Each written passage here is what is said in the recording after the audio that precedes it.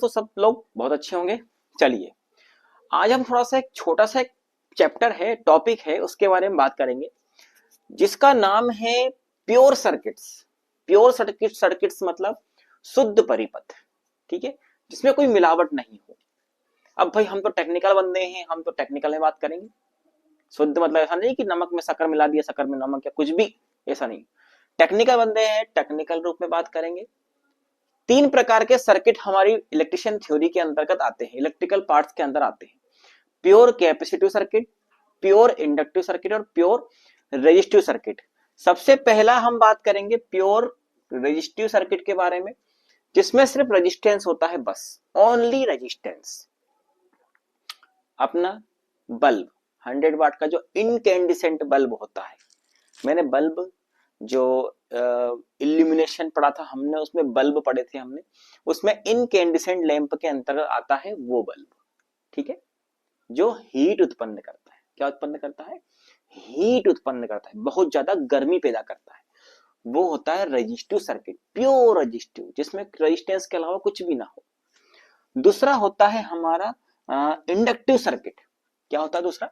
Inductive circuit. Inductive मतलब induction, यानी कि हम जो इंडक्शन उपयोग करते हैं ना घरों में, वो एक प्योर इंडक्टिव सर्किट है। उसमें किसी प्रकार का कोई रेजिस्टेंस नहीं है, यानी कि उस तार को कॉइल के रूप में लपेटकर अगर रख दिया जाए तो वो होता है एक इंडक्टिव सर्किट, ठीक है। जैसे हमारा फैन होता है, सीलिंग फैन, वो एक इंडक्टिव सर्किट है। ट्यूबलाइट में लगने वाला चोक एक इंडक्टिव सर्किट है। इंडक्शन एक हमारा इंडक्टिव सर्किट है, यानी कि जिसमें कॉइल के रूप में तार को लपेटा गया हो, उसको हम बोलते हैं इंडक्टिव सर्किट, ठीक है। तीसरा हमारा कैपेसिटिव, प्योर कैपेसिटिव सर्किट, जिसमें सिर्फ कैपेसिटर हो और कुछ ना। पंखे में लगने वाला कैपेसिटर के अंदर कैपेसिटर ही है। अगर देखा जाए सर्किट अलग अलग है दोनों, इंडक्टिव भी है उसमें, लेकिन अभी कैपेसिटिव को सेपरेट रखिए आप। सिर्फ उसमें कैपेसिटिव सर्किट है, यानी कि वो होता है कैपेसिटिव सर्किट, यानी कि धारितीय परिपथ, शुद्ध धारितीय परिपथ। प्योर इंडक्टिव मतलब शुद्ध प्रेरकीय परिपथ। प्योर रेजिस्टिव सर्किट यानी कि प्योर रेजिस्टिव शुद्ध प्रतिरोधी परिपथ, ठीक है। चलिए अब हम इनके बारे में अलग अलग चर्चा कर लेते हैं कि आखिर इनमें होता क्या है, मैं क्यों बता रहा हूं। चलिए सबसे पहले हम आते हैं प्योर रेजिस्टिव सर्किट में। प्योर रेजिस्टिव का मतलब समझ गए आपकी, यहाँ पर सिर्फ प्रतिरोध है। अब देखिए सबसे पहले तो हम बात करेंगे यहाँ पर वोल्टेज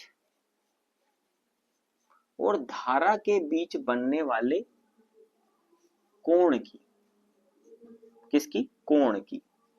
इनके बीच में आप याद रखिएगा, किसी भी प्रकार का प्योर रेजिस्टिव सर्किट में धारा और वोल्टेज के बीच, धारा और वोल्टेज राशि के बीच में किसी प्रकार का कोई कोण नहीं बनता है। सबसे पहला पॉइंट तो आप ये नोट करिएगा, ठीक है। किसी प्रकार का कोई कोण यानी कि 0 डिग्री का कोण बनता है। इसका मतलब ये होता है कि वोल्टेज और धारा जो होती है वो इन फेज में होती है। काय में होती है? इन फेज, ठीक है।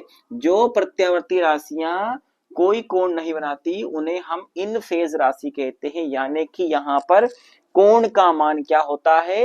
0 डिग्री होता है। यानी कोण यहाँ पर हम इलेक्ट्रिकल में इसमें कोण थीटा या फाई लेते हैं, ठीक है। फाई, फाई कोण का मान 0 होता है। जब भैया वोल्टेज और धारा के बीच में 0 डिग्री का कोण बनेगा, तो अब आप मुझे बताइए, दूसरा पॉइंट मेन इसमें ये है कि जो पावर फैक्टर को हम डिनोट करते हैं कोस फाई से, तो इसमें मुझे आप ये बताइए कि पावर फैक्टर कितना होगा। चलिए मैं बताता हूं। फाई का मान कितना है? 0, यानी कि कोस फाई का मान अगर 0 डिग्री है यहाँ पर, तो कोस 0 का मान कितना होता है? 1, यानी कि पावर फैक्टर कितना होगा? 1। इसको हम क्या बोलते हैं? यूनिटी पावर फैक्टर, यानी कि इकाई पावर फैक्टर, ठीक है। ये चीज भी आपको विशेषकर ध्यान रखना है। इंग्लिश में लिख देता हूं यार, है ना। यूनिटी, यूनिटी पावर फैक्टर होता है।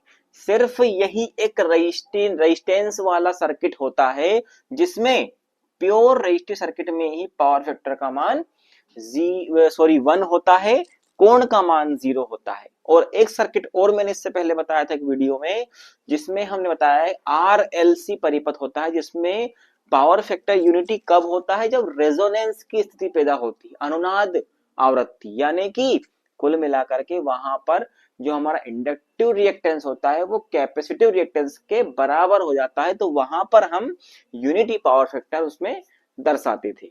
ठीक है, चलिए अब बात करते हैं यहां पर हम पावर की। इसमें भैया इसमें शक्ति आपने सबने देखा होगा कि इसमें शक्ति कंजम्स होती है कि नहीं, बहुत ज्यादा होती है।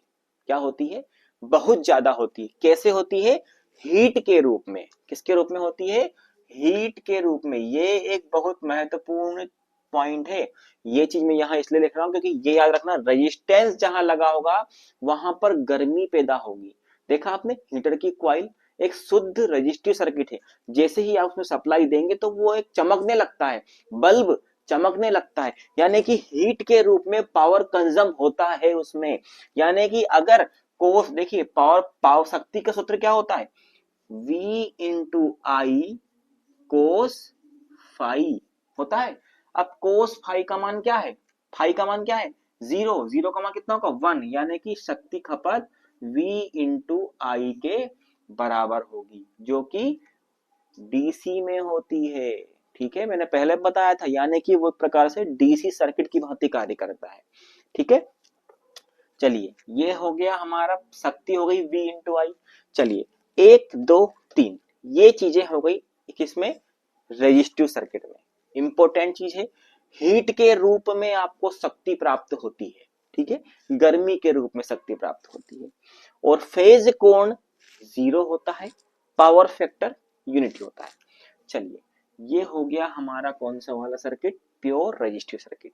अब आते हैं हम प्योर इंडक्टिव सर्किट पे। ठीक है, चलिए सबसे पहला पॉइंट यहाँ पे लिखा था हमने, वोल्टेज और धारा के बीच बनने वाला कोण। वोल्टेज और धारा के बीच बनने वाला फाई कोण।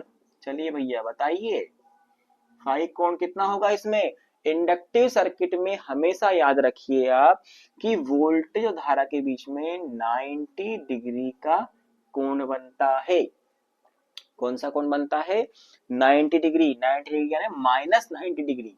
ठीक है, यानी कि यहां पर पावर फैक्टर हमेशा लैगिंग होता है। कौन सा होता है, लैगिंग। यानी कि इसमें जो धारा होती है वो वोल्टेज से 90 डिग्री पिछड़ जाती है। क्या हो जाती है, पिछड़ जाती है। ये भी मैं यहाँ पे डिनोट कर देता हूं कि जो यहाँ पर धारा होती है वो वोल्टेज से 90 डिग्री पिछड़ जाती है। ठीक है, धारा नीचे है, वोल्टेज आगे रहेगा। ठीक है, क्यों होता है ऐसा, यही बता देता हूं। ये हमेशा याद रखना, आप इंडक्टिव सर्किट है, और इंडक्टिव सर्किट की सबसे बड़ी खास बात ये होती है कि वो धारा के मान में होने वाले परिवर्तन का विरोध करती है। किसका विरोध करती है, धारा के मान में होने वाले परिवर्तन का विरोध करती है, जिसको हम इंडक्टिव सर्किट बोल। सबसे बड़ा गुण इसका यही होता है।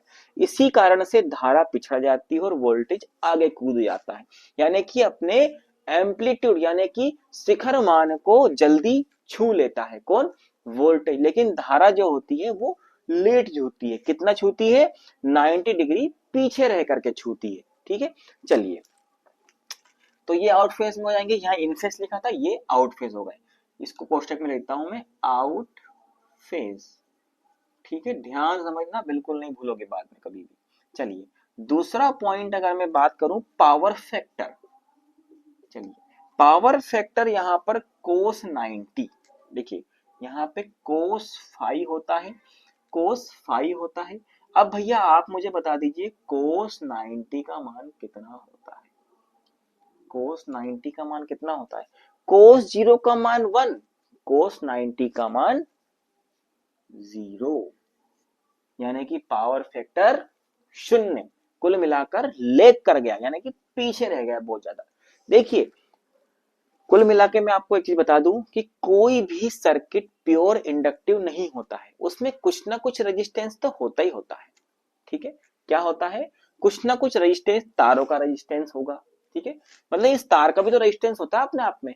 जैसे मान के चलिए मैंने नाइक्रोम का तार लगा दिया या मैंने कॉपर का तार लगा दिया, तो भाई कॉपर का भी तो अपना कोई रेजिस्टेंस होता होगा, चाहे भले बहुत ही कम होता है लेकिन होता तो है। तो इसीलिए इनके पिछड़ने का जो कोण होता है धारा और वोल्टेज को 90 डिग्री एग्जस्ट नहीं होता, एग्जैक्ट बिल्कुल 90 डिग्री नहीं होता। इसीलिए यहां पर मैं पावर फैक्टर को जीरो ना लेके, जीरो से लेके 0.5 के बीच में रखता हूं। फिर भी लेग तो है, लेगिंग तो करेगा, लेकिन जीरो से लेके 0.5 के बीच में ही रहता है। ठीक है, इसीलिए यहाँ पे पावर फैक्टर क्या होता है, हम शून्य ही मानते हैं लेकिन लेगिंग में मानते हैं। ठीक है, तीसरा होता है भैया शक्ति। अब आ गई हमारी शक्ति, पावर। पावर का सूत्र होता है वी आई कोस फाई। अब आप मुझे ये बता दीजिए कि कोस फाई कितना है, 90 डिग्री। कोस फाई यानी कि कोस 90 डिग्री का मान तो जीरो हो गया। तो कुल मिला के यहाँ पर अगर ये वी आई कोस 90 का मान कितना है, जीरो, यानी कि ये तो हो गया पूरा जीरो। कुल मिलाकर के यहाँ पर शक्ति की किसी प्रकार की कोई हानि नहीं होती है। अब आप बोलेंगे यार ऐसा कैसे हो सकता है, भाई हमने तो जो है कि पंखा में ऊर्जा दी थी, पंखा चला, लाइट दी, मतलब कुल मिला के शक्ति प्राप्त तो हो रही ना, हो तो रही है शक्ति प्राप्त, लेकिन व्यय नहीं हो रही है। क्या नहीं हो रही है, ये शक्ति की खपत है। क्या है ये, शक्ति की खपत है। अब आप बोलेंगे ऐसा क्यों, क्योंकि एक पॉइंट मोस्ट इंपोर्टेंट आप इसमें ये याद रख लेना कि ये जो इंडक्टिव सर्किट होता है ये विद्युत ऊर्जा को चुंबकीय क्षेत्र के रूप में अपने अंदर क्या करता है, इकट्ठा कर लेता है। क्या कर लेता है, एकत्रित कर लेता है, और फिर दोबारा क्या होता है, वापस क्या करता है, सप्लाई को दे देता है। किरचॉफ के मेश या वोल्टेज नियम पढ़ा होगा आपने, जो कि किस नियम पर कार्य करता है, ऊर्जा संरक्षण के नियम पर कार्य करता है। कौन किस नियम पर, ऊर्जा संरक्षण के नियम पर कार्य करता है। और इसमें याद रखना चुंबक, यहाँ पे मैग्नेटिक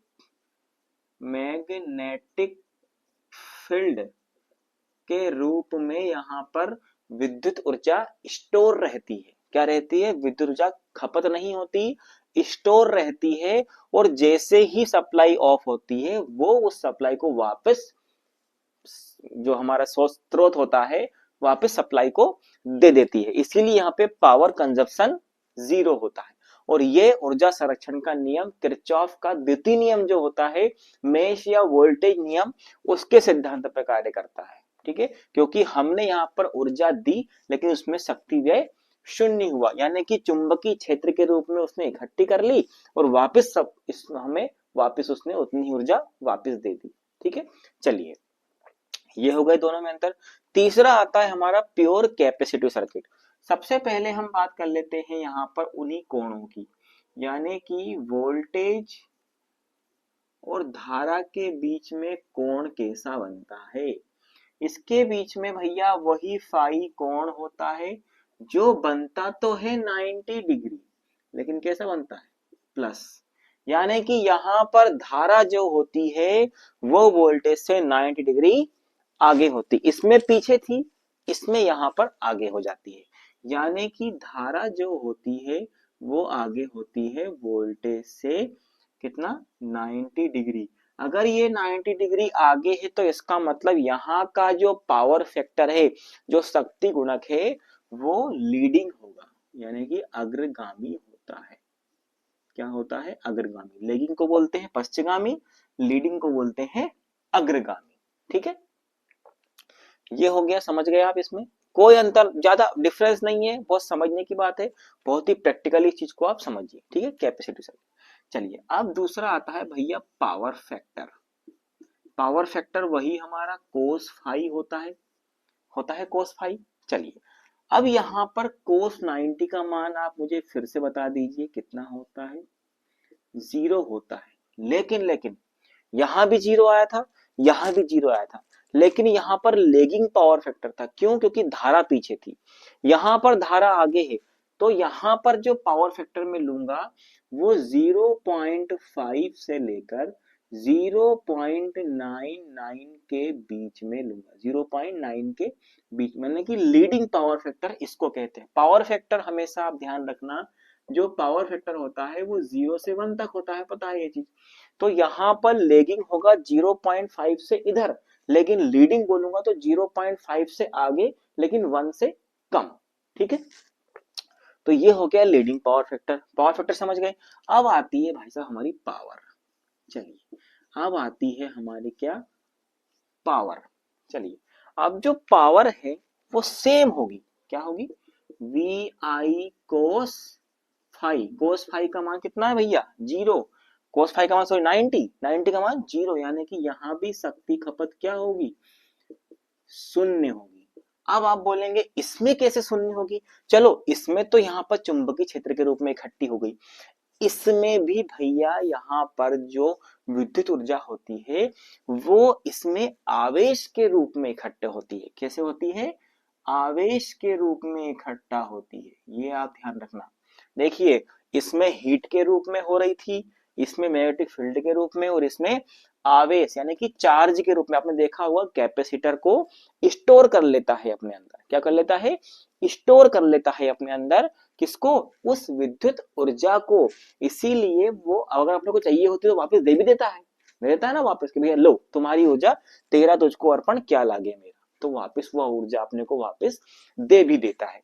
तो इसीलिए यहां पर भी पावर का मान शून्य होता है, क्योंकि ये याद रखना आप, ये किस सिद्धांत पर कार्य कर रहा था, ऊर्जा संरक्षण के सिद्धांत पे। किसके सिद्धांत पर, ऊर्जा संरक्षण, यानी कि ऊर्जा के रूप में कर रहा था। ये आवेश संरक्षण के सिद्धांत पर कार्य करता है।